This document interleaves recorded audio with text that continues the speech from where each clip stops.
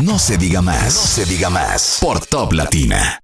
Vamos a darle la bienvenida a don Freddy Pérez. Don Freddy, gracias. Buenos días, bienvenido. Gracias por la invitación. Como siempre está en su casa.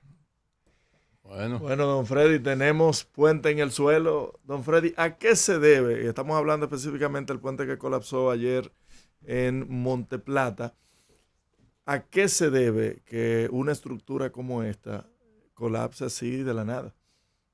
Realmente, un puente se construye para cubrir un vano en un río, pero puede ser una parte seca, como son los elevados, ¿no? El de La Vega, por ejemplo. Sí. En el caso de los ríos, cuando hay mucha vaguada, la tendencia es que cuando los ríos, como todo en la vida, hay que darle mantenimiento. Los ríos arrastran mucho sedimento y muchas veces muchos materiales granulares. Quiere decir que el perfil del agua sube. Al subir el perfil del agua, entonces se va hacia los lados. Por eso ustedes ven que muchas veces ustedes pasan por un puente y ven que el cauce se ha agrandado, se ha aumentado de ancho. Y muchas veces inclusive la parte que corresponde con los extremos se van socavando. Lo que quiere decir que el mantenimiento continuo de un puente de más de 20 años evita ese tipo de cosas. Porque va a ocurrir en ese y va a ocurrir en cualquier otro. Porque la idea es sencillamente de que usted tiene que mejorar las condiciones de tránsito por ese río, por esa zona que usted va a cruzar. Don Freddy, más allá de lo coyuntural de este puente que colapsó ayer, y como aquí normalmente tenemos el tiempo suficiente para poder ir incluso hacia los detalles, cuando hablamos de mantenimiento preventivo en una obra de infraestructura, un puente, exacto, ¿en qué consiste ese mantenimiento? O sea, ¿es simplemente un tema de supervisión? ¿Tiene que hacerse trabajos de algún tipo? ¿Cómo funciona ese mantenimiento? Porque en los últimos tiempos, en los últimos años, hemos estado viendo muchos temas que normalmente se atribuyen precisamente a falta de mantenimiento. ¿En qué consiste? La Secretaría de Estado de Obras Públicas, que es el Ministerio de Obras Públicas, ¿no? Tiene dos departamentos importantes, el de puente metálico y el de puente de hormigón. Son dos departamentos. Una cosa es metálico, el tratamiento de un puente metálico, aunque las bases son las mismas, la superestructura es diferente. Comportamiento diferente. Entonces, fíjate por ejemplo el puente de las 17. Tú tienes columnas de hormigón, pero la superestructura es acero. El tratamiento es diferente, así la superestructura fuera concreto. Esos departamentos están para vigilar, supervisar y mejorar cuando sea necesario, con pintura, que un desagüe, que una base se está socavando, que los aproches es la parte cuando usted va llegando, que tiene un cabezal ahí, que ese cabezal se le colocan unas aletas que se mete dentro del terreno para que el cauce del río no socave. Pero si no hay ese mantenimiento o ese seguimiento, termina afectándolo. Por tanto, de la pregunta que tú me haces, sí, el Ministerio de Obras Públicas tiene su departamento y vigila, supervisa. Puente viejo, pero puente nuevo también. Porque tú puedes hacer un puente hoy y se puede ir. Sí. Claro. Con un torrencial de agua, un descuido, pues eso es simplemente mantenimiento. Okay. Simple mantenimiento. Y que es diferente a si hay una ruptura. Esto es diferente. Por exceso de carga, por cualquier tipo. Ese caso es sencillamente lo más probable que falta de seguimiento. En el caso del el puente que colapsó ayer, usted lo atribuye a posibles falta de mantenimiento. Sí, de seguimiento por la Secretaría. Seguro. Claro. ¿de cuánto tiempo estamos hablando de ese puente? ¿Salió la información? Más de 20 años. Más de 20 años. Más de 20 Sí, años. porque Don Juan. Sí, Don Juan era prácticamente incomunicado. Sí. Eso tiene más de 20 años. Es decir, que las estructuras, como nosotros, que vamos a los médicos, van dando visos. Por eso existen departamentos de mantenimiento de la infraestructura. Como le digo, en la Secretaría hay 2 departamentos. Sí. Puente, la sección de puente, que diseña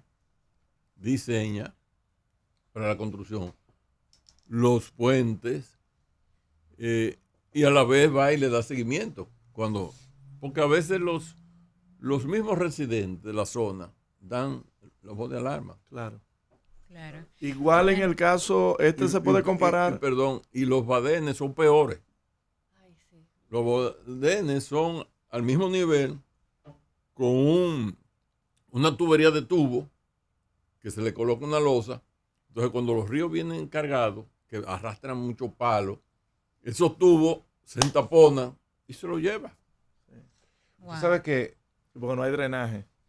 No cruza el agua. No cruza el agua. Se crea una fuerza. Se crea ahí como si fuera una presa. Un dique, sí. Un dique.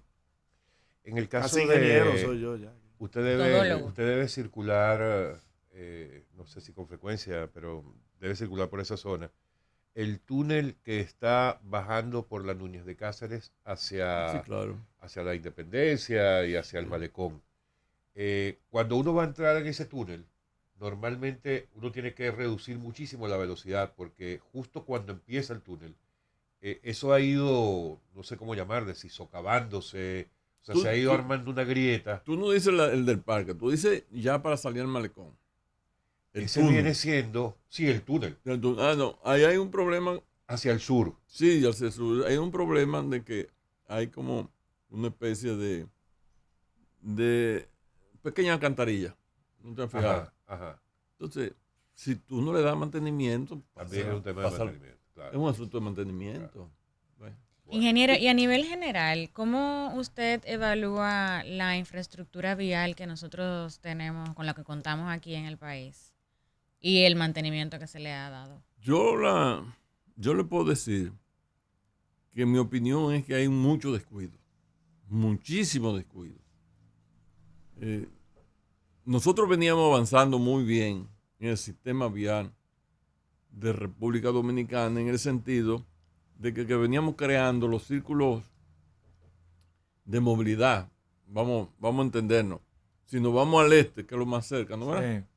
Bueno, teníamos la autopista de las Américas, después el bulevar, pero la entrada a Tomayor, salir a San Pedro, seguir Seibo, volver, salir por Miche. Eso permite tener una circulación ágil en el sentido de que aquella vez que vino el huracán, la autopista se colapsó. Entonces, por el lado del Seibo se podía cruzar. Uh-huh. Me tocó a mí ese problema, estando yo en INAPA. Entonces, esos círculos que permiten valga la redundancia, una circulación es fácil. Si se mantiene el mantenimiento, una carretera demanda mucha atención. Por cualquier tontería, un hoyito, una carretera, se convierte en un hoyazo. Sí, peligroso. Y un carro a cierta velocidad pierde el control cuando cae. Por eso la atención es fundamental, porque puede crear un impacto. Sí, hasta un accidente. No solo un vehículo, sino varios vehículos que puedan chocar y tener problemas. La parte que corresponde a que cada vía tiene un peralte. El peralte es la inclinación que tiene que tener. Uh-huh. Hay un aparato que te da los niveles cuando se está construyendo. Alterar eso perjudica totalmente la velocidad y puede ocurrir grandes accidentes. El hecho de que la entrada aquí a la ciudad por el este, no sé si ustedes se han fijado que antes eso no se inundaba, ahora se inunda No sé Sí. si ustedes se han Sí, fijado. sí. Sí. Es que le han tapado O sea, los desagües naturales que había, y no naturales, los hechos y los naturales. con la repavimentación. Lo han tapado. Entonces eso, tú vienes a cierta velocidad y puede ocasionar. Nosotros tenemos un gran problema siempre, eso es histórico. La autopista del Este, en la zona que toca al Caribe, Sí. cuando choca la ola, el De- rocío que se produce de- crea una película sí. en el Hay pavimento. un desgaste mayor. No, crea una película en el pavimento que es rebaladiza. Sí. Por El eso, salitre. muchas veces, usted dice, pero ¿y cómo perdió el control este vehículo? Que fue a parar y se fue. Ujú. Porque por alguna razón frena y el vehículo sigue. Claro, Es decir, de la pregunta que ustedes acaban de hacer, no solo es construir, es que hay que tener un presupuesto de mantenimiento de carreteras, de túneles, de elevados, de puentes, de paso a nivel, que tiene su costo. Sí. Porque de lo contrario pasa lo que acaba de pasar en Don Juan. No, eso fue sencillo. Fíjese que el puente se ve bien, Ujú. o sea, la estructura. Sin embargo, Pues se desplomó en los se enlaces. desplomó la pila, la aparentemente, Claro, y cayó. Y le cayó encima. Se Ingeniero, murió. sí, murió el chofer, desafortunadamente. Ingeniero, en la autopista Duarte se inició una intervención integral, así lo anunció el gobierno, desde el kilómetro 9 hasta llegar a Montecristi, así lo anunciaron. ¿Es factible hacer ese tipo de intervención tan inmersiva, en tantos espacios de manera simultánea? ¿O era mejor haberlo ido realizando por lotes, por espacios? En realidad, a mí me tocó abrir la carretera Santo Domingo-Samaná cuando yo llegué en 2004 a la Secretaría de Obras Públicas, que hoy es el Ministerio de Obras Públicas. ¿Y qué sucedió? Que nosotros la abrimos desde las Américas hasta el cruce de Molinillo. La abrimos. Y la entregamos asfaltada desde las Américas hasta la Mella. ¿Por qué se hizo? Porque sencillamente aprobamos 6 contratistas y con 6 frentes abiertos y con la salvedad de que el que se atrasaba, el que venía, lo iba a cubrir. Claro. Pues se terminó a tiempo. La autopista Duarte desde aquí hasta allá no es para un contratista, es para 10 contratistas por lo menos. Y no hubiésemos evitado todo lo que ha pasado. ¿Por qué? Porque tuve un tramo, o los tramos, que duran tiempo. Cuando tú pasas los equipos y retiras, que tenía en muchos casos, tenía un buen relleno, y lo retira, lo rellena, lo compacta, y antes de quemarlo, que es la primera rocío que se le da, ¿no? Te cae un aguacero, ya eso se perdió. Sí. Y es mucho dinero, Sí. no es poca cosa. Entonces, la planificación, como en todo en la vida, es fundamental. Tú no puedes arrancar una situación como esa por pedacitos, porque ha sido por pedacitos. Y usted sabe que usted ha comentado algo que me parece que es muy relevante en el caso de República Dominicana, que es que suelen casarse con un solo contratista. Ay. Oye, y por mucha capacidad que tenga una empresa, Una obra tan no amplia. es posible que en los tiempos, además que siempre son Son reducidos, cortos. son muy cortos, una sola empresa te pueda garantizar hacerte cualquier cantidad de obras que el gobierno tenga que contratar. Yo no sé, por ejemplo, Yo te podría decir a ustedes y a los amigos que nos escuchan y nos ven, que nosotros hemos podido en República Dominicana preparar excelentes contratistas. Ya nosotros somos prácticamente independientes en la región. O sea que ya no tenemos que ser consorciados. siempre es bueno, Sí. porque es un asunto de, el consorcio se da por ayuda mutua, o equipo mutuo. Yo puse mi equipo, yo puse el otro equipo, recursos. Y lo que pasa es que aquí Recursos. hubo consorciados que no estuvieron en los casos donde los consorcios sí. Bueno, pero eso es posible. Lo que yo Ah, le quiero eso sí. decir a la pregunta tuya, que es cierto, no hay que casarse con un solo contratista. Porque hay lo que quería decir, para no desmeritar la capacidad que nosotros tenemos ya en República Dominicana, de que hay muy buenos contratistas, porque no solo tienen equipos de diseño y de supervisión, pero tienen buenos equipos, equipos en condiciones y hasta nuevos. Ujú. Que la vida de una carretera son los equipos. Sí, sí, claro.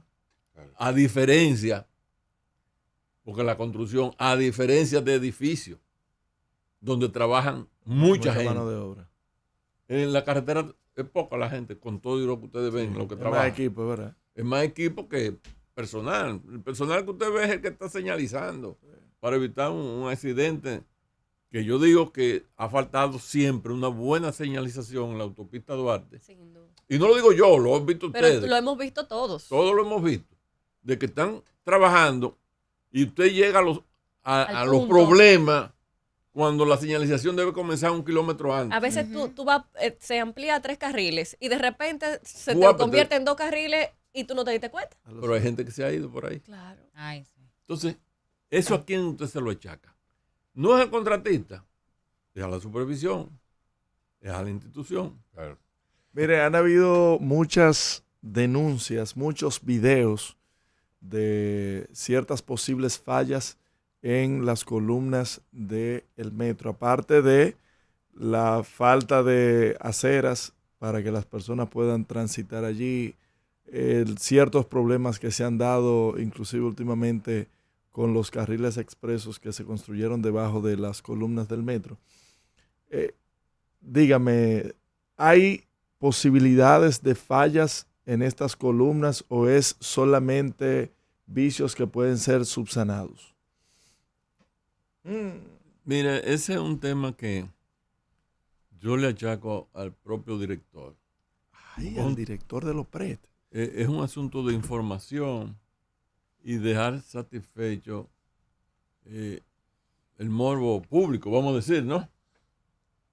Porque por algo hay una denuncia, entonces le ponen una valla de zinc. Y dos policías, cuidado. Y dos policías. Oye. Tú lo que hace que sospecha más Claro. del problema. Claro. Deja que la gente ve y explícale, mira, aquí no hay ningún problema. Claro. Le propuse, y si es un escándalo, yo propuse que el director invitara a la prensa y a algunos profesionales independientes, hiciera un recorrido. Eso no es nada. Un recorrido para mostrar que hay calidad en la terminación, falta de calidad, que quizás no quiere decir que haya problemas estructurales, porque de que hay en la calidad es visual, pero una cosa trae la otra. Claro. Entonces, no sabemos, porque ¿cómo me vas tú a decir que yo voy y con la mano, con una cosita, yo puedo desprender un pedazo de una columna? Cuando una estructura de eso, lo menos que debe tener un hormigón de 200, 300, 340 de resistencia, ¿no? Y eso no se puede desprender con las manos. O sea, se ve que hay un problema de calidad del vaciado, en concreto, las cucarachas. Cuando esas, ustedes lo han visto, por eso hay que resaltar la calidad del trabajo que dirigió De Andino. De Andino. Sí. Ahí están esas columnas. Sí. Porque eso se hace con un encofrado para vaciar un hormigón visto. Porque eso es difícil estar pintándolo. Sí. Y el hormigón visto es un hormigón liso, bien, ustedes lo ven. Pero aquí no sé qué fue lo que han hecho. Que a la simple vista se nota que falta calidad. Entonces, vuelvo y repito. ¿Y eso pone en riesgo la sostenibilidad de la obra? Claro, si el hormigón se demuestra con una prueba de testigo, que yo lo hubiese hecho, si yo estuviera ahí y veo toda la denuncia, saco un testigo y lo muestro. Y me dice cuál es la resistencia. ¿Qué significa una prueba de testigo? Que Excúsame la ignorancia. hay un aparato que, Como una autopsia que- que le quita. hay un aparato que penetra, saca de ese hormigón, se lleva al laboratorio, se Ok. somete a compresión, porque el hormigón lo que hace es aguantar la compresión, Claro. el acero la tensión. Y entonces esa compresión en el laboratorio nos dice qué resistencia tiene ese hormigón. Si el diseño de ese hormigón era de 340 y el laboratorio dice ahora que lo que tiene son 180 o 200, hay problema. Pero eso es una prueba que debería ser un mandatorio, no debería ser ni siquiera por una denuncia, sino para verificar que todo esté bien, aunque no se vea ningún detalle. No, es No, lo un- que pasa es que en el momento del vaciado, cada columna que se vacía se coge una probeta. Y el laboratorio se manda a un laboratorio y se prueba. Porque si no da, hay que tumbarla. Hay que tumbarla. Wow. Pero ese es el proceso de construcción, no hay problema. En el proceso de construcción, antes de tú colocarle la superestructura, si ese hormigón no dio, pues tú lo tumbas y el costo de eso, bueno, hay que buscar quién es el culpable. Obviamente el culpable fue el que vació. Claro. Pero en Es este un caso, asunto de supervisión. A mí lo que me extraña, Sí. me dicen, yo no estoy muy seguro, Ay, no estoy seguro, pero me dicen que la supervisión que está ahí es una gente muy capaz. No voy a mencionar el nombres. supervisor técnico En del su ministerio. Contratado. No. subcontratado. Ok. Yo no tengo seguridad de eso, por eso no puedo ni decir el nombre, ni mucho menos. Si es esa persona, es una muy capaz. No ha opinado nada, nadie ha dicho nada, y eso es un secreto. Vivimos en una sociedad donde todo el mundo puede opinar. Y todo el mundo está opinando. Y nadie sale. El director es mudo. Entonces, el director es el primero que tiene que salir a defender su obra. a defender su obra, porque es él. Es él que está dirigiendo eso. Claro. Y vuelvo y repito, lo dije la última vez, si la gente comienza a creer que no funciona, No lo va a usar. no lo va a usar, entonces va a ser peor. Don Freddy, ya está bueno de hablar de Vamos a la obra, política. de infraestructura. Vamos a meternos en política. Claro. ¿Cómo quedó usted en el pasado, la jornada de la Fuerza del Pueblo con la elección El de Congreso. Muy bien. Bueno, con la supuesta elección de las nuevas autoridades. No, fueron 10. nada No, más. fueron. Pero 10 de 70 son como un chino. No, mire. Un poquito más de un 10%. No, pero mire. Lo que pasa es que nosotros lo que hicimos fue sometimos y aprobamos la estructura de la Fuerza del Pueblo es igual que la estructura de todos los partidos. Tiene una membresía. Cambian de nombre. Tiene una membresía. Ujú. Pero esa membresía está organizada en direcciones de base. Que cuando fundamos el PLD se llamaba Comité de Base. Sí. En dirección, en Comité Central, cuando estábamos en el PLD, ahora La Dirección Dirección Central. Central. Es lo mismo con otro nombre para diferenciar. Por eso, inclusive, en la Secretaría de Asuntos Profesionales y Gremiales, a cada gremio que hemos ido organizando, yo le pongo la palabra F. Fuerza Profesora Universitaria. La palabra F para que se vaya identificando que sigue la corriente de la Fuerza del Pueblo. Entonces, aprobamos en esa dirección central que los miembros que habían sido designados de dedo para hacer ese partido debían continuar porque son los que le han dado el éxito a lo que tenemos y subir otra tanta cantidad. Lo mismo para la edición política y solamente se ofertaron realmente 10 posiciones. Tanto en la dirección central, que se eligieron más de 300, o casi 500. 186 más 300 de casos especiales o que se pusieron de acuerdo en los municipios. Eso sencillamente nos da la estructura de la fuerza del pueblo y nosotros hemos sometido todos los pasos que vamos dando.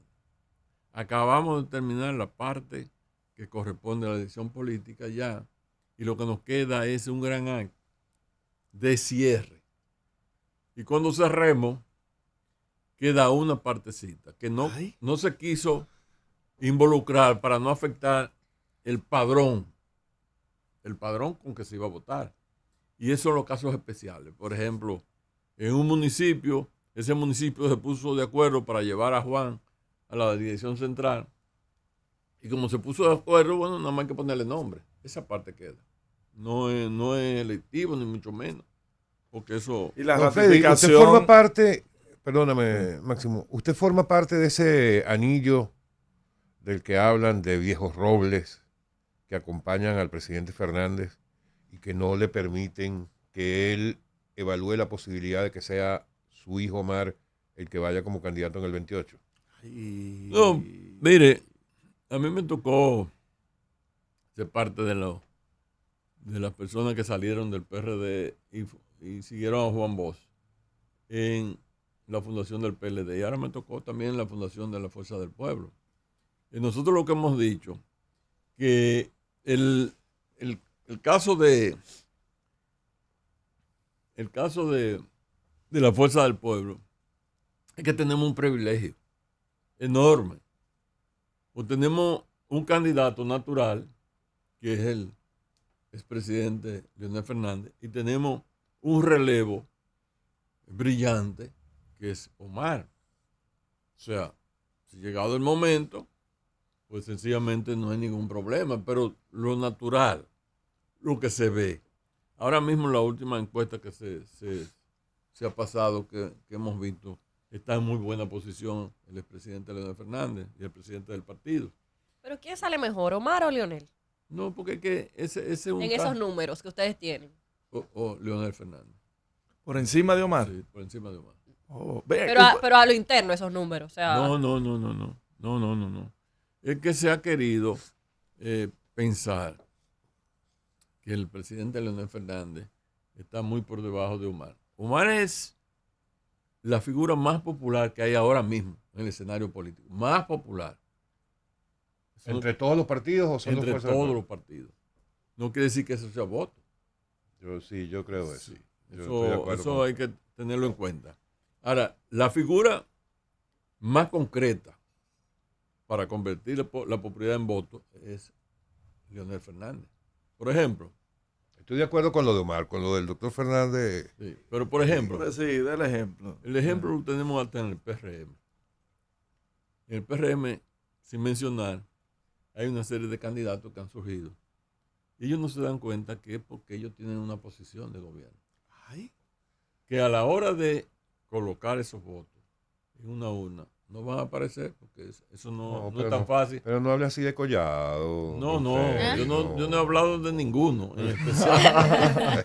Pero, don Freddy, ¿y no le resulta un tanto extraño que en un partido político las dos figuras con posibilidades del poder sean exclusivamente padre e hijo? No, los amigos los amigos que ven este programa, los que nos están escuchando en este momento, debemos agradecer en el presente, en el futuro, que hay un partido, que existe todavía un líder con las condiciones de Leonel Fernández.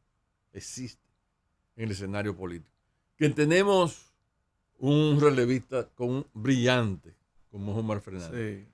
Porque si no, puede aparecer cualquier loco que salga a pie de Dajabón con una cruz a cuesta y se presente y nos da una sorpresa. ¿Hay algún personaje por ahí ya visible que pueda generar esa preocupación? No lo hay, pero puede aparecer. Porque esto es una sociedad democrática y abierta. Nosotros tuvimos la ventaja histórica de tener con todo, vuelvo y repito, con todos los apoyos a contra y a favor. Tuvimos 3 figuras históricas de finales del siglo XX y el siglo pasado, o sea, 1900, 2000, que fueron Balaguer, Juan Bosch y Peña Gómez. Esas tres figuras lograron interpretar los sentimientos de las masas sociales. Eso es importantísimo. Aquí no se ha dado más que la poblada que se dio en aquella ocasión, el gobierno de Salvador Blanco, ¿no? Pero ahora mismo hay condiciones extraordinarias y el pueblo está tranquilo, porque tiene la esperanza. Por un precio del dólar. Ya está en 62, no, ya está en 62. Entonces, la ventaja de tener un partido, una esperanza como Leonel Fernández y Omar Fernández, podrá canalizar siempre la aspiración de este pueblo. Pero padre e hijo, casualmente. Bueno, porque son tú tienes una dirección política de más de 70 miembros. Sí, pero ellos son los que se han destacado. A mí no me han prohibido destacarme. Yo me hubiese podido destacar. ¿Quién me lo prohíbe? Nadie. A Omar no se lo pidieron.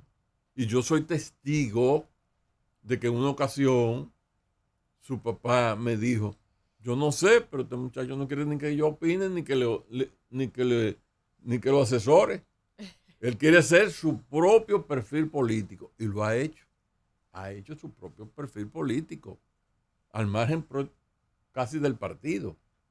Obviamente, él entendió que tenía que correr no solo por ser hijo del padre, sino hacer una figura política él propiamente. Y lo ha hecho.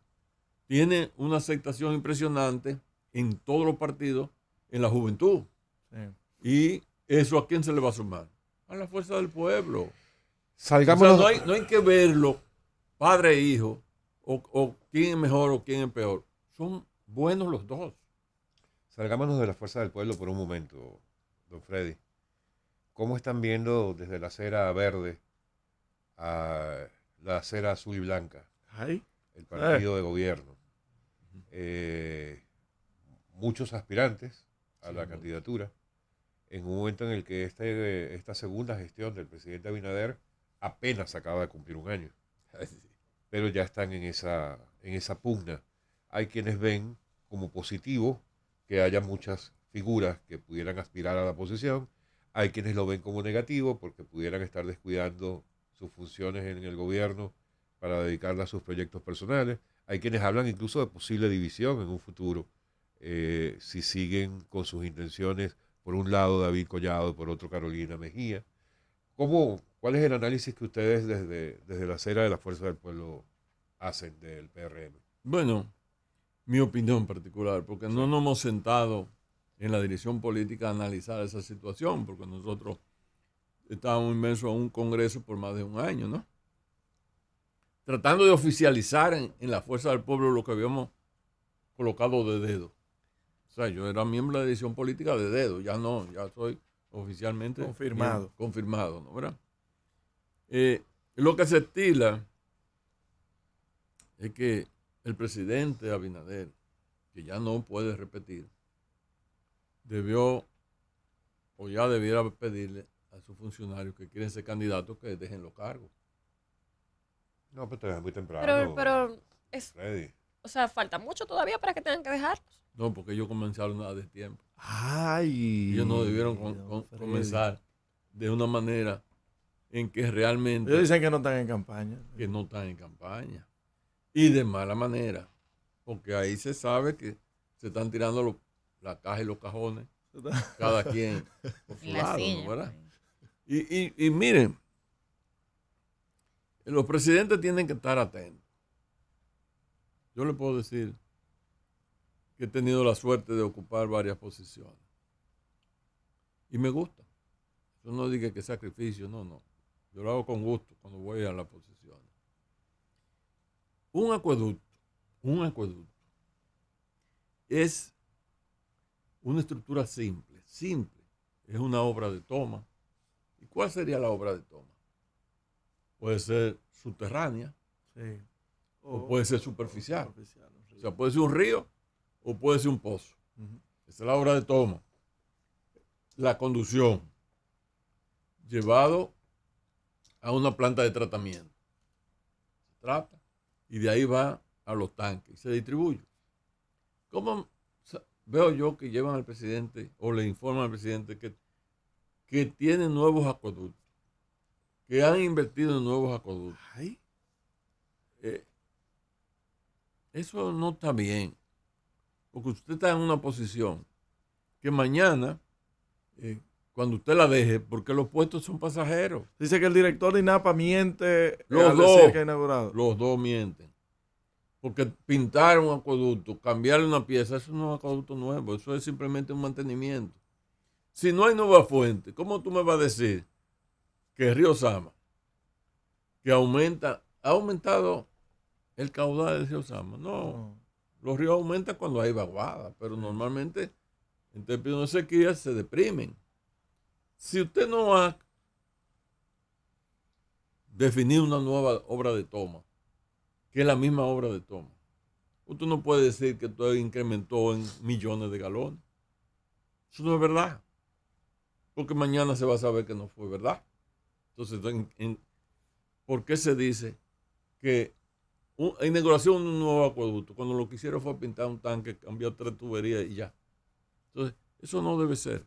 Por eso yo digo que el presidente debe estar vigilante siempre.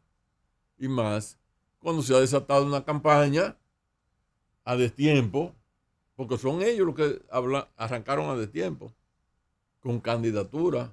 Nosotros no tenemos candidatura. Nosotros hemos dicho que el candidato natural, cuando llegue el momento, pero ahí hay candidatura ya definida. ¿A quién le gana más fácil? No, Leonel, o en caso de que sea Omar.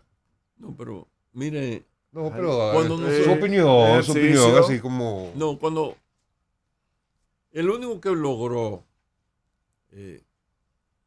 vamos a decir que logró unificar la fuerza, el PRM, fue Abinader, lo logró unificar. O sea, la división del PLD y la unificación en torno a Abinader le dieron el triunfo en el 20 y se ha mantenido como el único líder de ese partido. Yo no veo en el escenario político en este momento figuras de la talla de un Leonel Fernández y no veo un joven con una trayectoria que va en aumento, brillante, con respuesta que la gente le gusta, como Leonel Fernández. Entonces yo digo que eso es una gran ventaja, no es para la fuerza del pueblo, sino para el pueblo dominicano, de tener oferta, de que no es que tú aspires, es que te aspiren. A Omar lo están aspirando, sin él decir nada, ¿o no es así?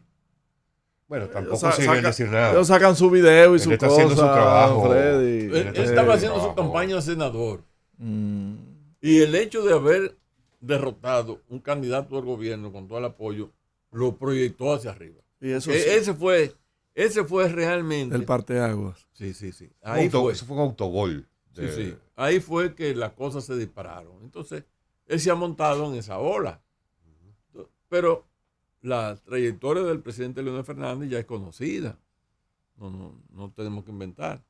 Entonces, lo que yo veo es que qué bueno que el partido de gobierno tenga los aspirantes que tiene, pero eso es posible. ¿Y usted cree políticamente, usted que estuvo muy cerca del presidente Fernández, y pongamos un paralelo de lo que hizo Leonel en el 2008-2012, que aunque había un impedimento constitucional, Leonel se mantuvo ahí y ustedes recogiendo firmas de aquí para allá para presentarle al presidente la posibilidad de una reelección. Y hasta el último momento el presidente se mantuvo coqueteando con que iba y que no iba. ¿Usted cree que fue un error del presidente Abinader anunciar tan a destiempo que no iba a una reelección? Y por esto se ha desatado esta campaña a destiempo. El compañero Félix Bautista y yo salimos a todo el país a buscar la firma con su hoja, para elecciones del 12. Salí y recolectamos la firma, Pero yo recuerdo que no había una hoja de maquinilla en la lo hacíamos muy bien porque aparentemente el PLD venía en declive. ¿Por qué? Bueno, porque la Constitución no le permitía al presidente Leonel Fernández repostularse. No se lo permitía. Salimos a buscar las firmas. Un día, el presidente Leonel Fernández me llama y me dice, mira, yo no tengo la menor duda de que ganamos las elecciones. Ahora, ¿para qué vamos a ganar las elecciones? Modificar una constitución para servirse para mí. Segundo, los empresarios no quieren. Tercero, la iglesia no quiere. Y la mitad del partido no quiere. A los 6 meses de estar gobernando va a ser imposible, me dice él a mí. Así que este trabajo que se ha hecho muy bien, vamos a depositárselo al partido para el candidato. Y ahí surge la candidatura con fuerza de Danilo Medina. Pero el PRD, ustedes recuerdan, estaba muy bien colocado. Al salir nosotros con la candidatura, logramos ganar esas elecciones. Yo le digo que la Constitución no lo permite, que el presidente Abinader se repostule, porque no lo permite. Él no dijo nada nuevo. Lo que pasa es que la mentalidad, el imaginario popular en nuestro país, eso no es un tema que usted lo trata, usted lo deja hasta el final. En este caso, hasta el momento que la Junta decida cuándo abrir la campaña. Y aparentemente fue un error de sinceridad del presidente decirlo en ese momento. Y usted que estuvo también cerca ahí y que hubo un endoso de Leonel hacia Danilo, ¿usted cree que Danilo fue malagradecido con Leonel? Yo creo que Danilo cometió un error graso. En el sentido de que la Constitución del 12 al 16 no permitía una reelección consecutiva. Una reelección. Es decir, que él tenía que retirarse en el 16. El presidente Leonel Fernández tenía 57% de aceptación en ese momento. Hubiese ganado Leonel Fernández y tenía que salir en el 20. Sí. Eso quiere decir que la probabilidad de que Danilo volviera en el 20 era factible. Pero él cometió el error de modificar la Constitución que trajo todos esos lodos vinieron con esa brisa que estamos sufriendo en el día de hoy. Un error en política, los errores se pagan caro y lo estamos pagando. Don Freddy, no quiero que usted se nos vaya sin que nos comente sobre el 7º Foro Global América Latina y el Caribe que se está llevando a cabo en la ciudad de Nueva York en paralelo a la Asamblea de la ONU. Sí. Cuéntenos un poco en esta ocasión. Y el papel que está jugando el presidente Fernández por allá. Miren, ese foro se da siempre, independientemente de la reunión de la ONU. Y en este caso, la Universidad de Columbia y Funglode están llevando a cabo ese 7º Foro de América y el Caribe, donde están tratando realmente el punto neurálgico de este momento, la economía mundial. Cómo se está comportando la economía mundial y cómo se prevé que va a haber un cambio. Un cambio porque China sigue manteniendo un crecimiento impresionante a pesar de la diferencia que hay entre China y Estados Unidos en este momento por los asuntos de aranceles, que obviamente esos aranceles están cambiando el curso de las negociaciones en el mundo. Y ese tema que se está tratando en este momento, donde hay una buena participación, lo que anda buscando es una respuesta razonable de qué va a suceder en los próximos 10 años. En particular, entendemos que la economía mundial se ha visto afectada por todas esas cosas. Y siempre hay que tener una respuesta. Y esa es una respuesta. Hay que darle seguimiento a lo que va a estar ocurriendo en este foro. Don Freddy, muchísimas gracias. No quiero dejar de comentarle, porque eso me volvió a llegar siempre que hablamos de ese tema. El doctor Fernández tiene una gran deuda, se va a ir con una gran deuda con este país. ¿Cuál? ¿Usted se imagina al doctor Fernández si él hubiera dejado ese empeño en volver a ser presidente de la República y se hubiera lanzado a secretario general de la ONU? Que en estas próximas elecciones él pudiera ser el secretario general de la ONU para representar bien a República Dominicana y que él fuera una voz importante en todas las decisiones que tiene que tomar la ONU con respecto a Haití. Estaríamos en una situación distinta. Eso En no. lugar de ese empeño de volver a ser presidente de la República. Pero eso no es un empeño de él, per se. Usted Es dice un que empeño le- de nosotros. Y además de eso, el ser... Ustedes son los culpables de eso. Claro que sí. El hecho de representar la OEA o representar la ONU no es como la gente cree. Eso previamente hay un cabildeo. Trabajo de lobby. Sí. Pero con mucho tiempo de antelación. Claro. Eso no se da de que... Bueno, desde que salió él debió hacer ese trabajo. Desde el bueno, eso 2012. es otra cosa. Claro. Eso es otra cosa. Pero el momento que eso suceda, uno se da cuenta. Hay otros países que se cabildean mejor ese caso. Entonces yo creo que en el caso nuestro, nosotros hemos pedido, nosotros salimos del PLD, inmediatamente un pequeño equipo de hombres y mujeres, cuadros políticos, por eso hemos crecido. Lo acompañamos y mira dónde estamos. De apenas una cantidad impresionantemente pequeña, la primera elección que participamos, que no teníamos ni partido. Y debemos agradecerle al Partido de los Trabajadores que nos cedió su partido. Peñita. Peñita, ¿no? ¿Verdad? El equipo de él. Y fíjate lo que sacamos. Y lo mismo sucedió ahora en el 24. ¿Qué se espera? Bueno, que el éxito de nosotros en las próximas elecciones se ve. Y cuando la gente comienza a comentar y los ciudadanos comienzan a pedir, lo que te dice a ti que el próximo presidente va a ser Leonel Fernández. Porque eso es lo que aspira el pueblo dominicano. Oh my God.